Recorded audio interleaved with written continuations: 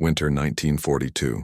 Across American naval training stations, young recruits arrived expecting discipline, marching drills, and weapons training. What they found instead was something closer to controlled terror, an instructor who set them on fire, locked them in burning compartments, and forced them to breathe smoke until their lungs screamed for mercy. The other officers whispered that he had lost his mind. The recruits called him crazy. But 6 months later, when Japanese torpedoes tore through the hull of a destroyer in the Pacific and flames consumed the engine room, those same men understood why he had refused to let them look away from the heat. This is the story of a man whose name the Navy tried to forget, whose methods violated every regulation in the training manual, and whose burn tests became the reason thousands of sailors survived what should have been their final moments at sea. It is a story of fire, faith and preparation, and the thin line between cruelty and salvation. Because in war, the difference between life and death is often measured in seconds, and the instructors who teach men to face flames with open eyes are the ones history remembers last.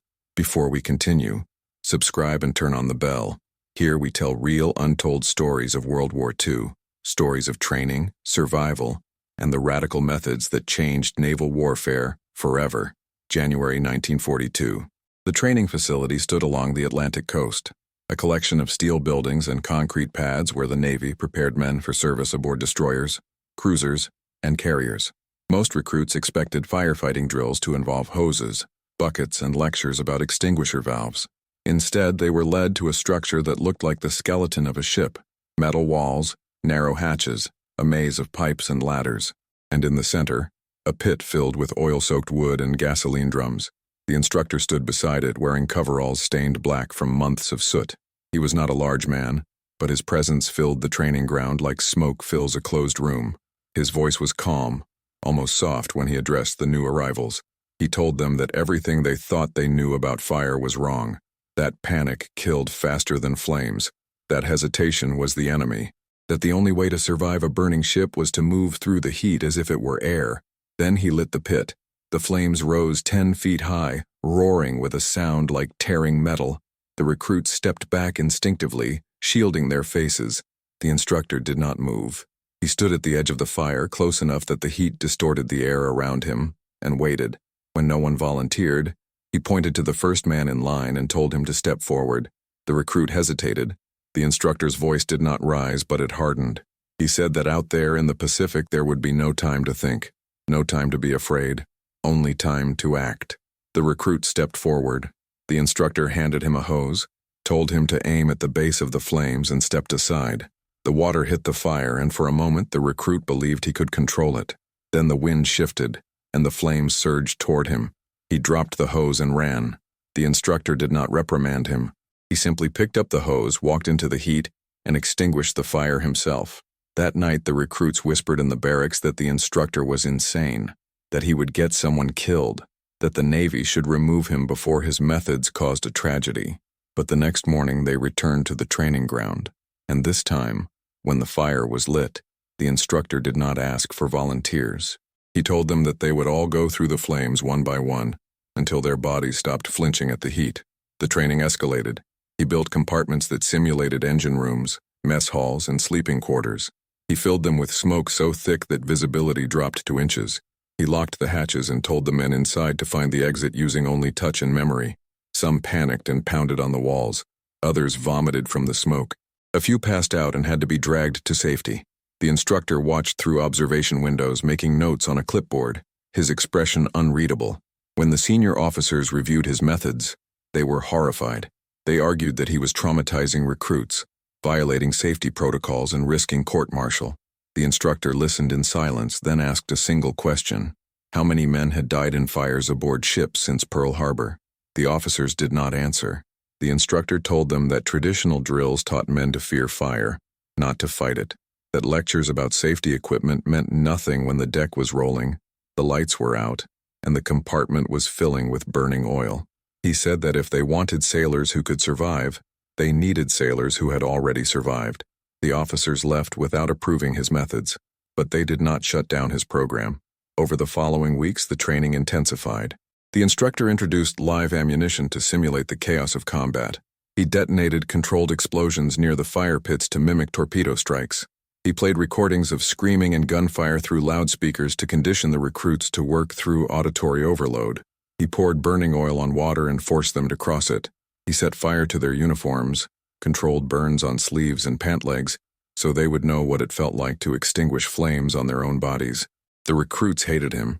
They called him crazy, sadistic, obsessed.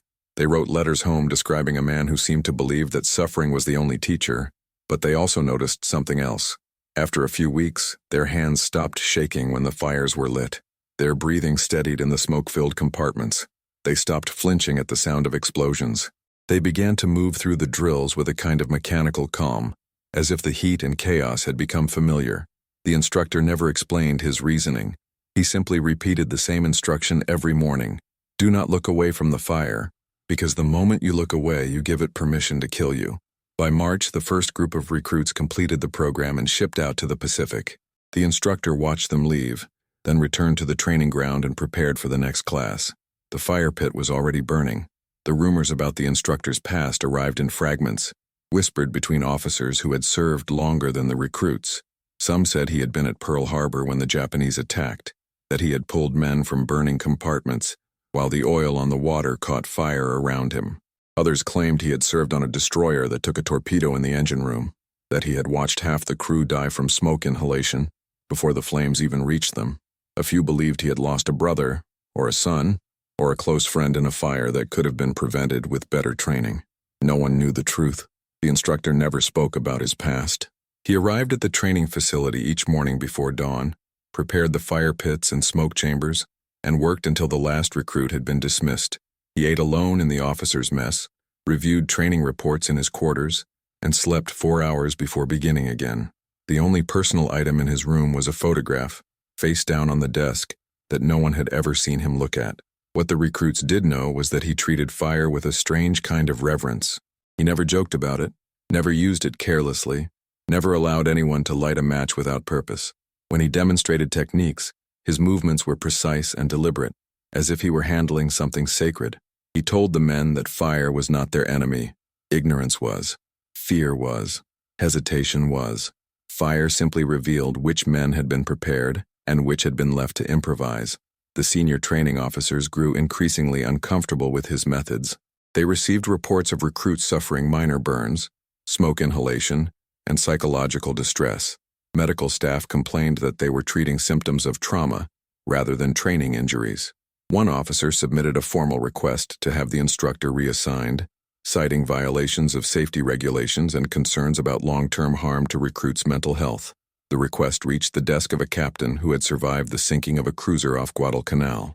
He read the report, then traveled to the training facility to observe the program firsthand. He arrived on a morning when the instructor was conducting a full-scale simulation, a mock ship compartment filled with smoke, burning oil, and live steam leaks. The recruits moved through the chaos in teams, extinguishing fires, evacuating wounded, and sealing hatches, while the instructor shouted corrections through a megaphone. The captain watched for 2 hours. When the drill ended, he asked to speak with the instructor privately. They walked to the edge of the training ground, where the Atlantic wind carried the smell of salt and burnt metal. The captain told the instructor that his methods were extreme, possibly dangerous, and certainly outside standard protocol. Then he asked a question. Did the instructor believe these men would survive combat? The instructor's answer was immediate. He said that survival depended on muscle memory, not courage. That when a compartment filled with smoke, men did not think. They acted based on what their bodies had learned to do automatically. That traditional training taught procedures, but his training taught instincts. He said that he could not guarantee every recruit would survive, but he could guarantee that more would come home than if they had been trained with hoses and lectures. The captain asked about the psychological toll. The instructor said that fear was temporary, but death was permanent. That the men who hated him now would forgive him when they pulled a shipmate from a burning engine room and realized they knew exactly what to do. He said that he was not trying to make them comfortable. He was trying to make them competent. The captain asked one final question. What had happened to the instructor that made him believe this approach was necessary? The instructor was silent for a long moment. Then he said that he had watched good men die badly because they had been taught that firefighting was a technical skill, not a survival instinct, that he had carried bodies out of compartments where the fire had been small and manageable, but panic had made it lethal. that he refused to train another generation of sailors who would freeze when the first flames appeared. The captain approved the program's continuation, but he added one condition. The instructor had to submit weekly reports detailing every injury, every incident of distress, and every modification to his training methods. The instructor agreed. As the captain prepared to leave, he asked why the instructor never spoke about his own experiences.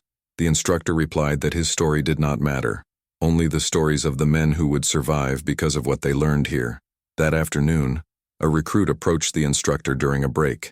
The young man had been struggling with the smoke drills, vomiting after every session, unable to control his breathing in confined spaces. He told the instructor that he was considering requesting a transfer to a different training program. The instructor asked why. The recruit said that he was afraid, not of the fire, but of failing when it mattered.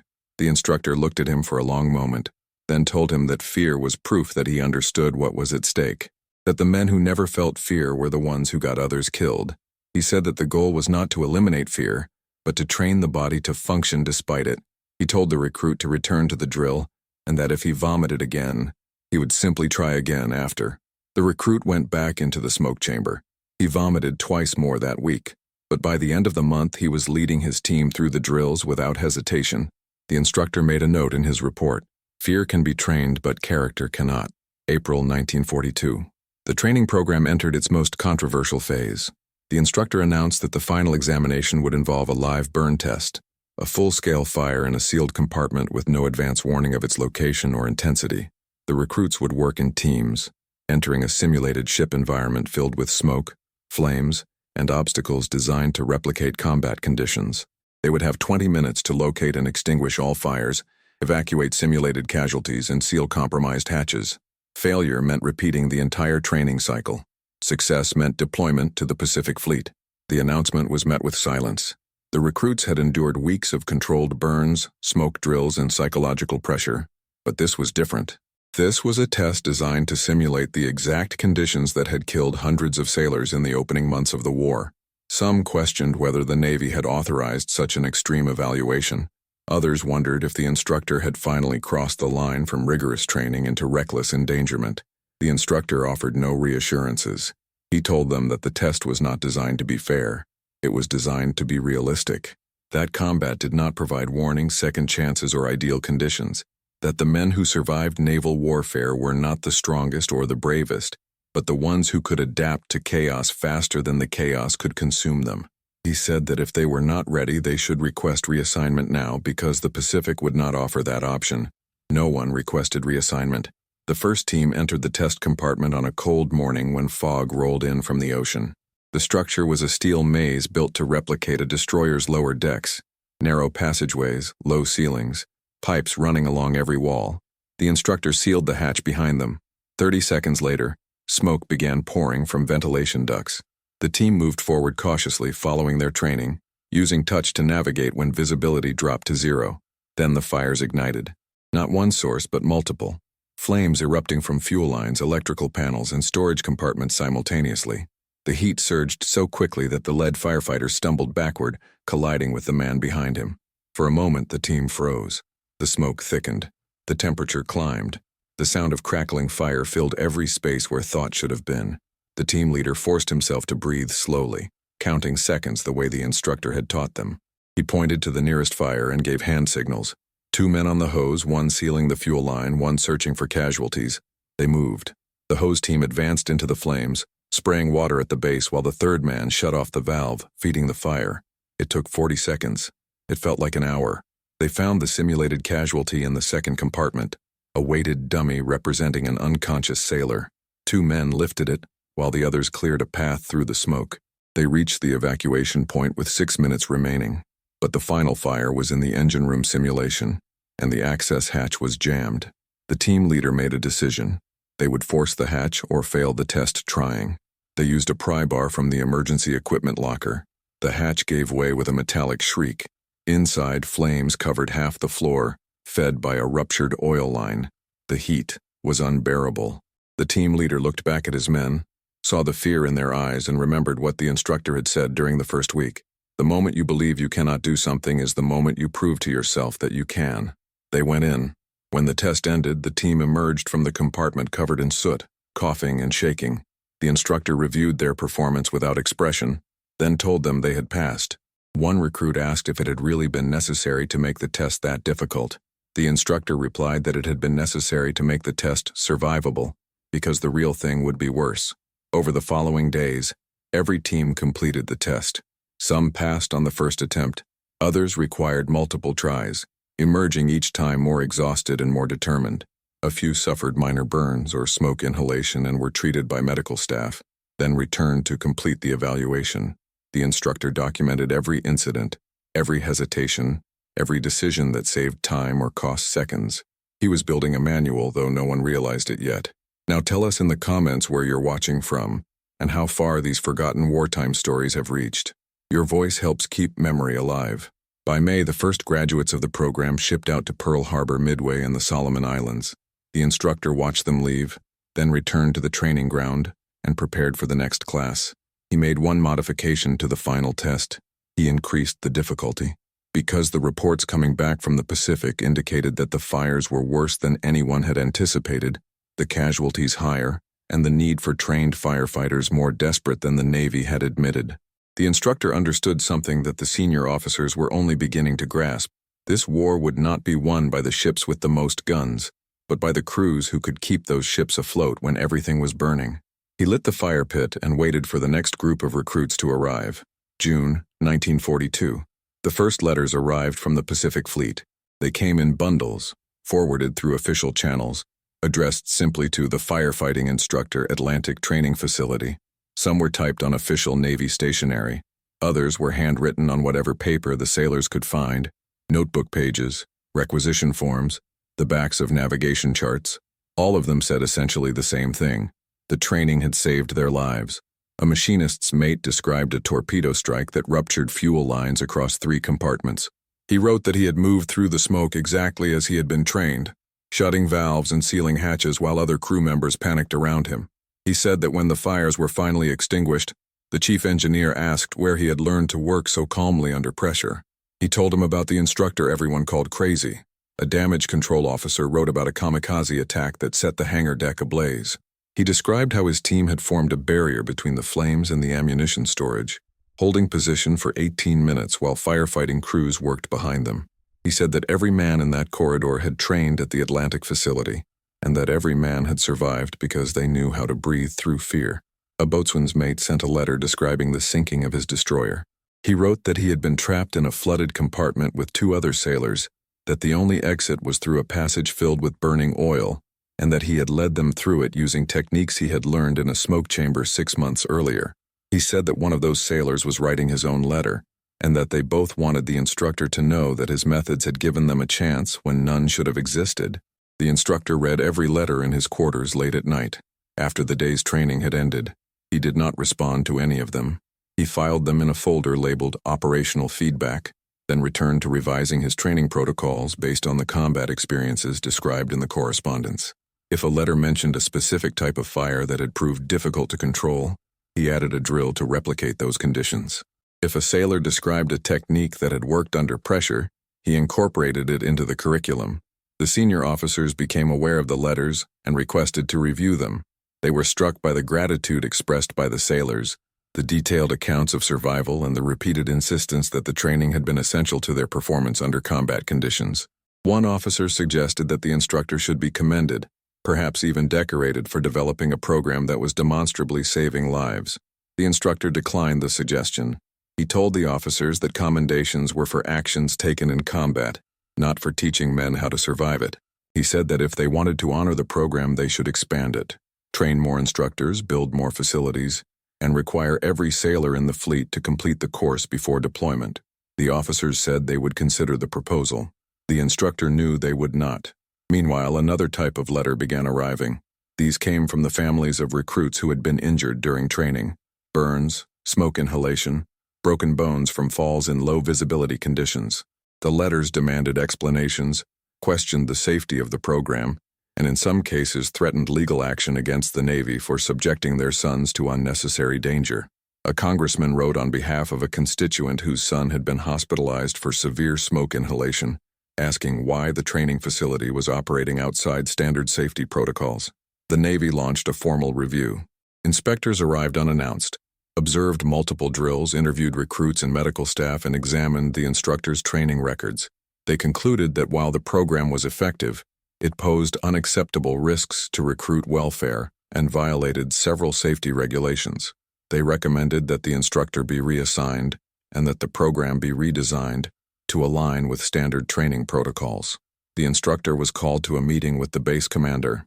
He was told that his methods, while well-intentioned, could not continue in their current form, that the Navy had a responsibility to train sailors safely, and that recent injuries had made the program legally and politically untenable. The commander said that the instructor's dedication was commendable, but that regulations existed for a reason. The instructor asked how many sailors had died in fire since the war began. The commander did not have the exact number. The instructor said that he did. He had been tracking casualty reports from every naval engagement in the Pacific. He said that fire-related deaths were declining among crews trained at his facility and increasing among those who had received standard training. He asked whether the Navy's responsibility was to protect recruits from discomfort or to protect sailors from death. The commander said that both were important. The instructor replied that only one was achievable. He was given 2 weeks to modify his program or face reassignment. That night, the instructor sat in his quarters and reread the letters from the Pacific. He thought about the machinist's mate who had sealed the fuel lines, the officer who had held the corridor, the boatswain's mate who had led men through burning oil. He thought about the families who wanted their sons kept safe, and the sailors who wanted to come home alive. He decided that he would not modify the program. He would simply document it so thoroughly that when he was gone, someone else could continue. July 1942. While the Navy deliberated over the future of the training program, the instructor began a project he had been avoiding for months. He started writing everything down. Every drill, every technique, every observation about how men responded to fire under stress. He worked in his quarters after training ended, typing on a portable typewriter he had requisitioned without official approval. The document grew rapidly. 50 pages, then 100, then 200. He titled it, Manual of Practical Firefighting for Naval Combat Conditions. The introduction was blunt. Traditional firefighting training assumed controlled environments, adequate equipment, and time to assess situations. Naval combat provided none of these. The manual's purpose was to teach sailors how to function when everything was burning, the ship was listing, and half the crew was dead or injured. The content was organized by scenario, not by theory. Each section described a specific type of shipboard fire, electrical, fuel, ammunition, galley, berthing compartments, and outlined the exact steps required to control it under combat conditions. The instructor included timing estimates, how long it took for different fires to become uncontrollable, how many seconds crews had to seal hatches before smoke filled adjacent compartments, how quickly burning oil spread across water. He incorporated lessons from the letters he had received. A section on torpedo damage was expanded based on a destroyer engineer's description of how fuel lines ruptured in sequence, creating multiple fire sources that required simultaneous response. A chapter on evacuation procedures included techniques developed by a damage control officer who had saved 18 men from a burning hangar deck by creating a breathable air pocket using emergency ventilation systems. The instructor also documented his training methods with clinical precision. He described the rationale behind each drill, the psychological principles that made exposure training effective, and the specific conditions that separated useful stress from harmful trauma. He included injury statistics, noting that minor burns during training occurred at a rate of 3 per 100 recruits, while fire-related deaths in combat occurred at a rate of 12 per 100 sailors among those who had received standard training, and 4 per 100 among those who had completed his program. He added a section he knew would be controversial, recommendations for expanding the program. He argued that every sailor, regardless of specialty, should complete basic firefighting training before deployment, that the Navy should establish permanent training facilities at every major base, that instructors should be selected from combat veterans who had survived shipboard fires, not from officers with academic training, but no practical experience. The manual grew to 300 pages. The instructor made carbon copies using supplies he purchased himself, knowing the Navy would never authorize the expense. He worked late into the night, sustained by coffee, and the belief that documentation was the only way to preserve knowledge that would otherwise die with him. In August, the Navy's Review Board issued its decision. The instructor would remain at the facility, but his training methods would be modified to comply with safety regulations. Live fire drills would be reduced in intensity and duration. The final examination would be redesigned to eliminate the most dangerous elements. Medical oversight would be increased. The changes would take effect immediately. The instructor read the decision, then returned to his quarters and continued writing. He understood that the official program would soon become another bureaucratic compromise, effective enough to satisfy regulations, but not rigorous enough to prepare men for the reality they would face. The manual was his refusal to accept that outcome. A week later, a captain from Naval Operations visited the facility. He had read some of the letters from the Pacific and wanted to understand why the training program was being restricted, despite evidence of its effectiveness. The instructor gave him a copy of the manual. The captain spent 2 hours reading it in the officers' mess, occasionally making notes in the margins. When he finished, he told the instructor that the document was extraordinary, practical, detailed, and clearly written by someone who understood combat conditions intimately. He asked why the instructor had not submitted it through official channels. The instructor replied that official channels would have required approval from officers who had never fought a shipboard fire, and that their revisions would have removed everything that made the manual useful. The captain asked what the instructor wanted him to do with it. The instructor said that he wanted it distributed to every damage control officer and firefighting instructor in the fleet, with or without official authorization. He said that he did not care about recognition or credit, only about ensuring that the knowledge reached the men who needed it. The captain said he would see what he could do. He took the manual with him when he left. The instructor did not expect to hear from him again. But 3 weeks later, a notice appeared in the facility's administrative office. The Manual of Practical Firefighting for Naval Combat Conditions had been approved for limited distribution to senior damage control personnel across the Pacific Fleet. The author was listed as Anonymous Atlantic Training Facility. The instructor learned about the distribution from a clerk who mentioned it casually during morning briefing. He showed no reaction, simply nodded and returned to preparing the day's drills. That night he made additional copies of the manual and mailed them directly to ships whose names appeared in casualty reports, addressing them to the senior surviving damage control officers. He knew the Navy would eventually discover what he was doing. He knew there would be consequences, but he also knew that consequences for instructors were temporary, while consequences for untrained sailors were permanent. He typed the final revision of the manual's introduction. This document exists because good men are dying from preventable causes. If you are reading this, you have an obligation to ensure they stop dying. Everything else is secondary. September 1942. The news arrived through official channels, but the details spread through unofficial whispers. A cruiser operating near the Solomon Islands had taken multiple hits during a surface engagement with Japanese destroyers. Fires had erupted across the ship: engine room, ammunition storage, crew quarters. The damage control teams had worked for 6 hours to contain the blazes while the ship maneuvered under continued fire. When the engagement ended, the cruiser was still afloat.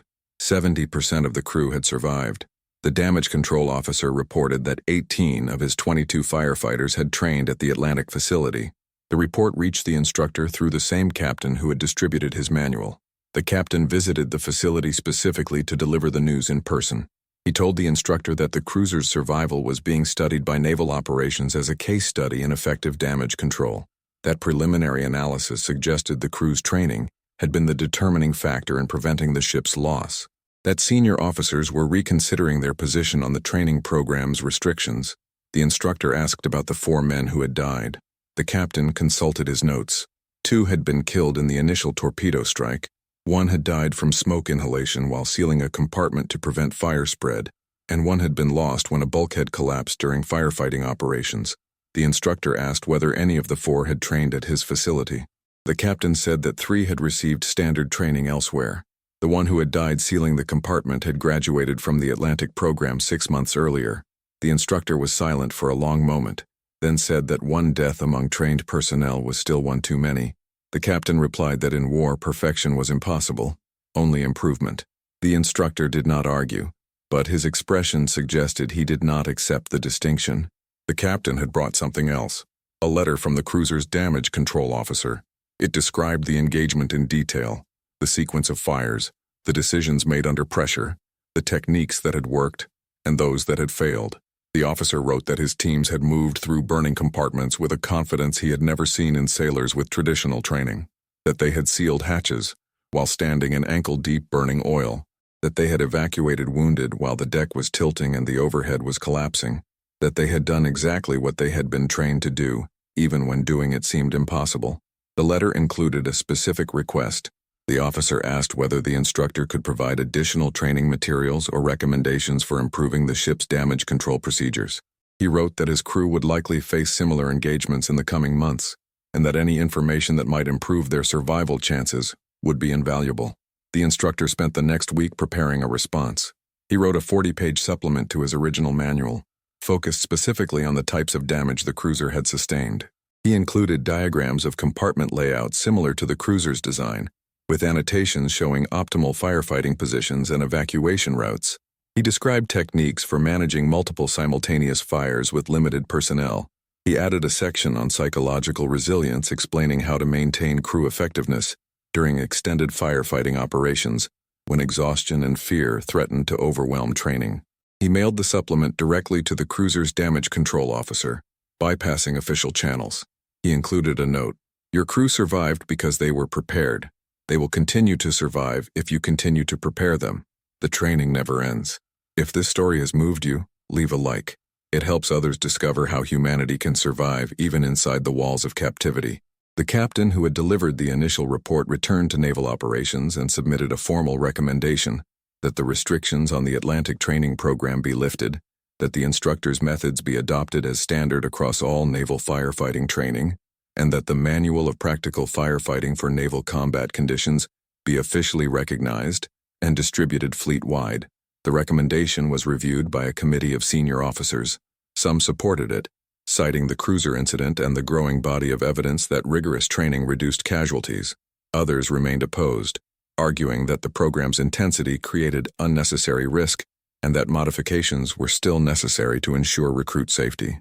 The debate continued for weeks with no clear resolution. Meanwhile, the instructor continued training new recruits under the modified protocols that had been imposed in August. The drills were less intense, the fires smaller, the smoke less dense. The final examination was redesigned to eliminate the most challenging elements. The recruits still learned firefighting techniques, but they did so in conditions that felt more like demonstrations than tests. The instructor watched them graduate and ship out to the Pacific, and he worried. Not because they were unprepared. The modified training was still more rigorous than standard Navy firefighting courses, but because he knew the difference between adequate preparation and survival-level preparation, and he knew that difference was measured in seconds when the compartment was burning and the exits were blocked. One evening, a recruit who had completed the original program in June returned to the facility on shore leave. He found the instructor preparing equipment for the next day's drill. The sailor told him that his ship had been attacked the previous month, that fires had broken out in the engine room, and that he had led the response team that contained them. He said that when the smoke was thickest and the heat was unbearable, he had remembered the instructor's voice telling him to keep moving, to trust his training, to treat fear as information rather than paralysis.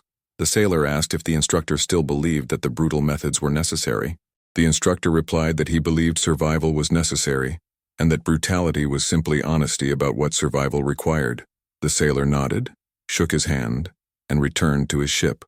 The instructor went back to preparing equipment, knowing that somewhere in the Pacific men trained under modified protocols were facing fires that required unmodified skills.